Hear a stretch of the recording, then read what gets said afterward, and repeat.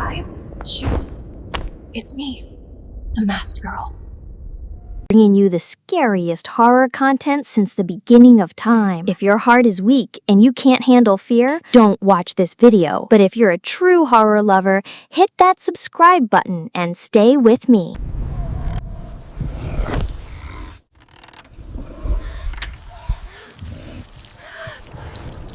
Hey, I'm Jake, 26 years old, from Springfield, Illinois. My family's originally from a tiny rural town in southern Indiana, but my dad moved us to Springfield when he married my mom because of his job. I was born here, and it's where we've always lived. My family's just 4 of us: me, my mom, my dad, and my twin sister Emma. Growing up, we'd spend summers at my grandma's place, my mom's mom, in that small Indiana town. She lives alone in her old house since my mom and her sister, my Aunt Clara, got married and moved away. My dad's parents passed away long before I was born, so I never asked much about them. My dad's an only child, so we're all he's got, and honestly, he's always been there for us, never let us down, me, mom, or Emma. The only thing that ever bugged my dad was when summer rolled around and mom would insist on dragging us to grandma's for the whole break. Dad couldn't stay long because of work, and honestly, me and Emma weren't thrilled either. Trading Springfield's vibe, friends, malls, Wi-Fi, for a sleepy rural town with nothing but fields and old houses? Not exactly our idea of fun. But it was Grandma, and Mom felt obligated to visit her. So this one summer, right after we finished high school finals, me and Emma were about 17, Mom hit us with the news on the first day of break. Pack your bags, we're spending the whole 4 months at Grandma's. 4 months. I felt this heavy dread settle in. Emma was just as pissed. That town's got nothing. No signal, no stores, just boredom and bugs. Even Mom wasn't stoked, but she felt guilty leaving Grandma alone. So we had no choice. Dad drove us, though he couldn't stay because his job running a team at a factory was too demanding. We set out from Springfield around mid-afternoon. The drive was long, heading south through Bloomington, then cutting through some back roads toward this nowhere town in southern Indiana. I tried convincing Mom in the car. Why don't we bring Grandma to live with us in Springfield? It's better than us spending every summer in the middle of nowhere. She sighed and said she'd tried for years, but Grandma refused to leave her house. She says she's staying there till she dies, because it reminds her of Grandpa. I got frustrated and in my head wished Grandma would just pass so we could stop these trips. I know, harsh, but I was 17 and annoyed. The drive took us through some creepy back roads. Around dusk, somewhere between Bloomington and the town, Dad pulled over near a gas station to pray. We're a religious family, so we combined evening prayers since we were traveling. I grabbed a water bottle to wash up and sat on this big rock nearby. As I was splashing water on my face, I noticed a bunch of other rocks around, all weirdly similar, like they were placed there on purpose. It gave me the chills, so I hustled back to the car. While Dad and I were praying, I glanced toward those rocks and saw this freaky animal. Looked like a mangy dog, covered in matted fur, slinking under one of the rocks. I'd never seen anything like it. I didn't say anything to avoid freaking out Mom or Emma. Back in the car, Dad tried lightening the mood with some of his old poems and stories about his childhood in rural Indiana. He's hilarious when he gets going, and I was cracking up. But then he started talking about this creature from his old town called a gravedigger, some kind of animal that digs up graves and eats bones. He described it, and my stomach dropped. It sounded exactly like the thing I saw by the rocks. I cut him off and said, "Dad, I swear I saw that exact animal when we stopped to pray." He looked at me, serious, and said, "If that's true, that spot we stopped at is probably an old graveyard." My heart raced. I remembered those rocks. They looked like unmarked tombstones. Dad explained that back in the day, like 50 years ago, people didn't always bury folks in proper cemeteries. They'd just pick the nearest spot, like their backyard. I asked why there was no fence around it, and he said, back then, they didn't always mark graves like we do now. I glanced at Mom and asked if she knew where Grandpa was buried. She said she was too young when he died and didn't know the details, then shut down the conversation. Let's not talk about the dead.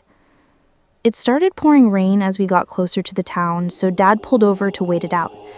Lightning was flashing everywhere, and I couldn't stop imagining being stuck in that creepy graveyard we'd stopped at. Suddenly, a highway patrol officer banged on Dad's window, yelling that we were blocking traffic. Sure enough, cars were lined up behind us. Dad apologized, and we kept going, grabbing some food at a gas station before hitting the final stretch to Grandma's. Emma woke up screaming from a nightmare, saying she saw Grandma digging a hole and burying us in it. Mom brushed it off, saying Emma was just stressed about the trip. But I couldn't shake the image. We got to Grandma's around midnight. Her house is this old, creaky place, half stone with rooms scattered around a courtyard. You have to cross the open yard to get from one room to another. When we arrived, Grandma was standing at the gate, staring at us like she was surprised we showed up. Mom ran to hug her, but Grandma barely reacted, just gave a cold, come in, like she didn't want us there. I caught Emma's eye, and she looked thrilled, probably thinking we could leave if Grandma didn't want us. But Mom was set on staying. Dad slept in a room near the gate, planning to head back to Springfield in the morning for work. Me, Mom, and Emma settled in, but the vibe was off. On the third day, I noticed Mom muttering to herself in the courtyard, looking upset. I asked what was wrong, and she said Grandma was acting distant, brushing her off whenever she tried to talk. It's like she doesn't want me here, Mom said. I suggested maybe Grandma was sick and needed a doctor, but Mom just laughed bitterly. A doctor in this town? I was pissed. This was Mom's idea, and now we were stuck here. Things got a little better after that. Grandma started warming up, chatting with Mom and even me sometimes. Mom would send me to the store for stuff, which was a pain since it was so far and closed early. One day, Mom was fasting to make up for missed days and asked me to grab some dates from the store before it closed. I bolted out, half walking, half running, but by the time I got there, the place was locked, lights off, pitch dark. I turned back, feeling uneasy in the quiet town. On the way, I ran into a farmhand named Adam, herding sheep back to his boss's farm. He seemed nice, so I told him I was visiting my grandma and missed the store. He offered to give me some dates from his farm's fridge. I hesitated but went with him since he seemed trustworthy. His farm was at the edge of town, right by a cliff. As we walked, I asked about the town. He said most folks were either retirees or old-timers who'd never left, and I was probably the youngest person he'd seen there in his 11 years working for his boss. That creeped me out. Nobody my age? Then I noticed 3 graves in the corner of the farm. Adam said they belonged to his boss's parents and brother, who died in an accident years ago. I didn't think much of it then, just grabbed the dates and headed back. The walk home was eerie. Crickets chirping, houses spread far apart, dim streetlights casting creepy shadows. I passed an abandoned house with 2 graves out front, and suddenly, dogs started barking like crazy, staring at the house like they saw something. I didn't stick around to find out what. When I got back, Mom and Emma were freaking out, thinking something happened to me. Mom was so mad she smacked me with her sandal, yelling about how I'd been gone for hours. I checked my phone, it was 10 p.m. I'd been gone 5 hours? It felt like 1 or 2. I explained about the store being closed and meeting Adam, who gave me the dates. Grandma overheard and snapped, "Be careful who you go off with." Her tone was weird, like she knew something. Exhausted, I crashed in my room. The next morning, Mom and Emma were cleaning the house, looking upset. Emma said the place was covered in dust when they woke up, like it came out of nowhere. Mom chalked it up to a dust storm while we slept, but it didn't add up. Later that afternoon, I saw Adam herding sheep and decided to join him to kill time. We chatted, and he asked if anyone lived in Grandma's house before we got there. I said, yeah, just Grandma. He looked confused and said in his 11 years there, he'd never seen anyone go in or out of that house. I brushed it off, saying Grandma's old and doesn't go out much, and neighbors bring her supplies. At the farm, Adam opened up about his boss, Sully, who treated him like crap, barely showing up except to yell at him. While we were talking, a truck horn blared at the gate. Adam's face went pale, and he told me to sneak out the back so Sully wouldn't see me. Too late. Sully walked in, saw me, and asked who I was. I told him I was visiting my grandma, and he seemed fine at first.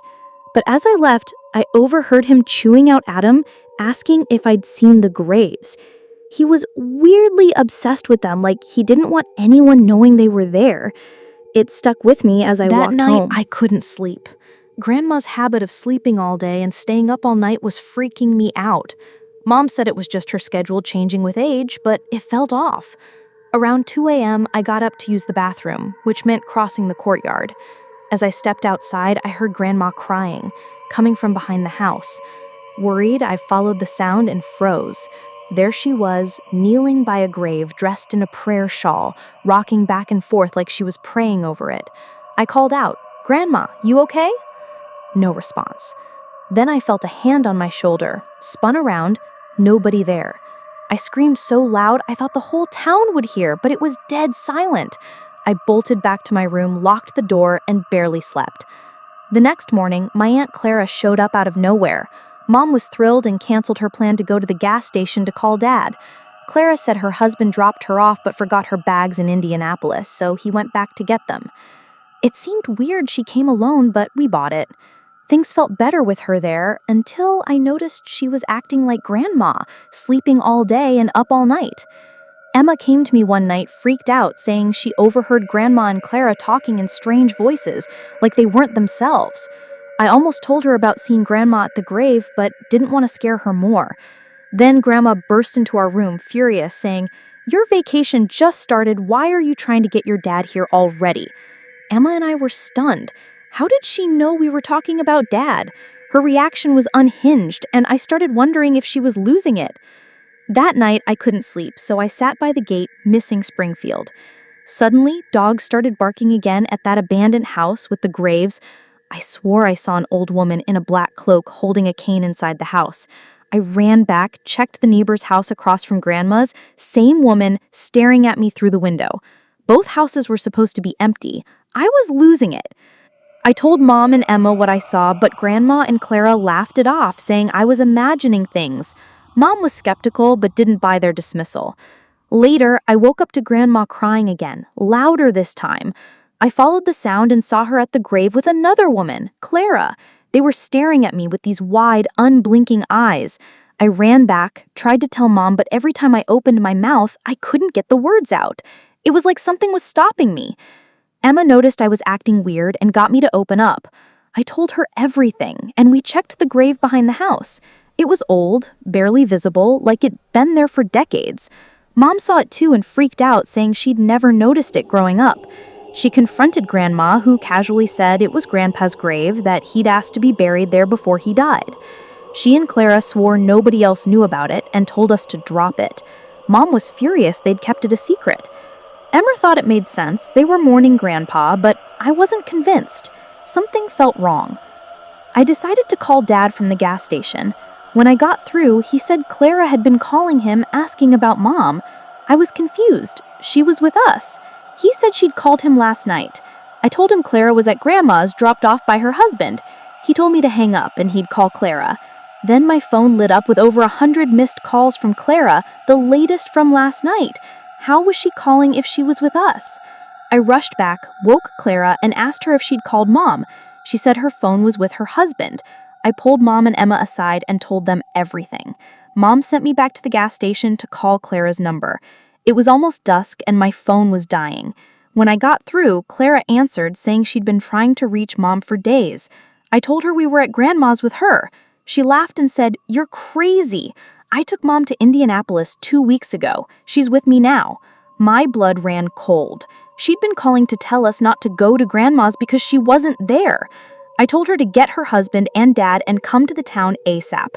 Something was in that house with us. As I ran back, those 3 black donkeys I'd seen before charged at me. I veered off into the woods, running until I hit a valley, exhausted. The donkeys were gone, but I saw that old woman with the cane again, coming toward me. She lifted her hood. It was Grandma, laughing in this terrifying way. I shut my eyes, and when I opened them, she was gone. I was shaking, crying, alone. I made it to Adam's farm and banged on the gate. He let me in after seeing me break down and agreed to help. We got to Grandma's house, but the gate wouldn't budge, like it was locked from inside. Adam boosted me over the wall and I saw Grandma, Clara, and the old woman staring at me from the neighbor's yard. I jumped into the courtyard, opened the gate for Adam, and we found Mom and Emma locked in a storage room, terrified. We grabbed them and ran to Adam's farm, the safest place we could think of. There, Adam spilled everything. Those graves at the farm, they weren't his boss's family. They were Sully's 3 brothers. Adam found their IDs and a bloody knife hidden in a drawer. Sully confessed to killing them to take their inheritance, burying them to cover it up, claiming they joined some extremist group and left the country. Adam had kept quiet for a raise, but now he was scared Sully would kill him too. We made it to the gas station and called Dad. He was already on his way, tipped off by Clara. Within 40 minutes, Clara, her husband, and Grandma, the real ones, showed up. We were terrified at first, thinking they might be imposters, but they were legit. Clara's husband explained they'd picked up Grandma 2 weeks earlier after a trip to Bloomington because she was sick.